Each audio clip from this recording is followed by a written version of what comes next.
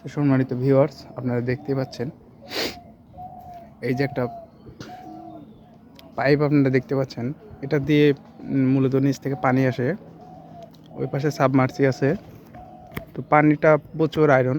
যদিও যখন মোটরটা বসানো হয়, যাদের বসিয়েছিলাম তারা বলেছিল যে আয়রন হবে না।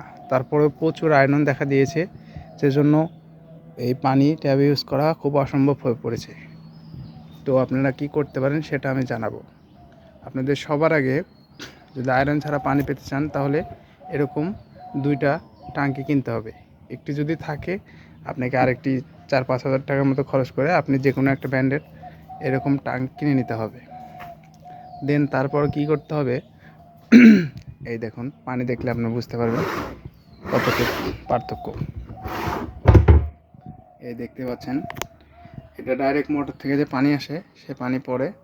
দেখছেন, পানির কালার দেখে বুঝতে পারতেছেন যে কী অবস্থা। তো আমি আপনাদের একটু দেখাই। এই যে হাতের ভিতরে কিন্তু দেখা যাচ্ছে প্রচুর আয়রন। তো এটা হচ্ছে একদম মোটর থেকে যে লাইনে চলে আসে, এই লাইনে চলে আসার পর এই পানির অবস্থা দেখুন। দেন তারপর কি করতে হবে, আয়রন পানি এটাতে পড়ার পর তারপরে যে এইখানে একটা পাইপ দিয়ে এই ট্যাঙ্ক থেকে এই ট্যাঙ্কে লাইন করা আছে। তো ভিতরে কী দেওয়া আছে সেটাও জানাবো, সম্পূর্ণ ভিডিও দেখতে থাকুন, স্কিপ করলে বুঝতে পারবেন না। আর যেটাতে আসতেছে পানি আয়রন কেটে, এই যে এটা হচ্ছে এই পানির অবস্থা দেখুন। হয়তো সামান্য একটু নিচে একটু দাগ পড়ে গেছে, কিন্তু পানি একদম ফ্রেশ। এই পাশে দেখলেই বুঝতে পারবেন। এই পাশে দেখুন, এই যে আচ্ছা, উপর থেকে দেখাই, এই যে একদম ফ্রেশ ওয়াটার। যদিও নিচে একটু হালকা আয়রন ওই পাশ থেকে আসছে, তারপরেও কিন্তু ওইটার মতো আয়রন না। ট্যাপে গিয়ে দেখলে আপনি বুঝতে পারবেন একদম 100% পিওর আয়রন ছাড়া পানি এই ট্যাপে এসে জমেছে। তো আপনাকে কী করতে হবে, এইরকম একটা পাইপ, যেটা ওর নিচে ফিল্টার হিসেবে ইউজ করছি, এইরকম একটা পাইপ আপনার অ্যাক্সেলেট দিয়ে অল্প অল্প করে কেটে এরকম ছিদ্র করে নিতে হবে। ঠিক 1 ফুট হলেই হবে। তারপর এইরকম একটা সকেট লাগাতে হবে। দেন এটা দিয়ে পানি আপনি যদি ডাইরেক্ট দেন, তাহলে আয়রন ছাড়ানোর কোনো টাইম পাবে না, ঠিক আছে?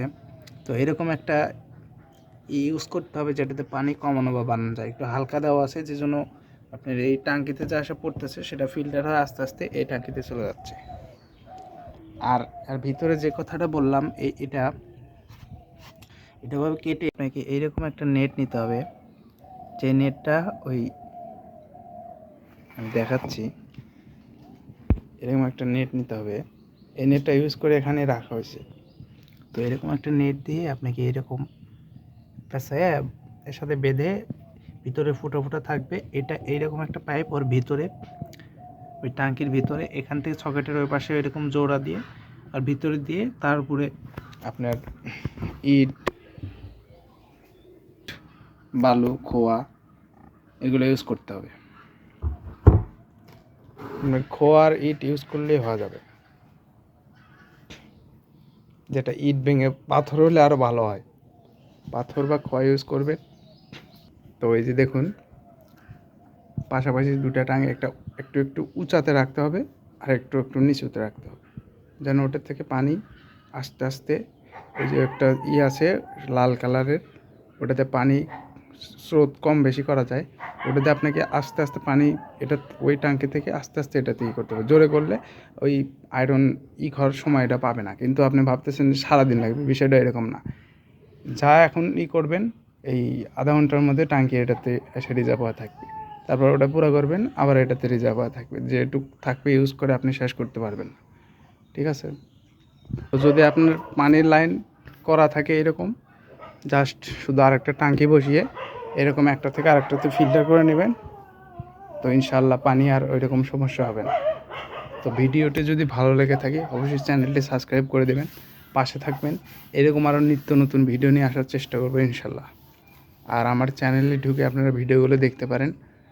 আমি সব ধরনের প্রায় ভিডিও করার চেষ্টা করি। আপনার একটা ভিডিও ভালো না লাগলে আরেকটা ভিডিও ভালো লাগতে পারে। তো আপনি চাইলে আমার চ্যানেলটি ঘুরে দেখতে পারেন, আমার ভিডিওগুলো দেখতে পারেন। এক এক টাইপের ভিডিও আমি তৈরি করে থাকি। আশা করি ভালো লাগবে। তো সকলের সুস্বাস্থ্যতা কামনা করে আজকের ভিডিও এখানেই শেষ করছি। আল্লাহ হাফেজ।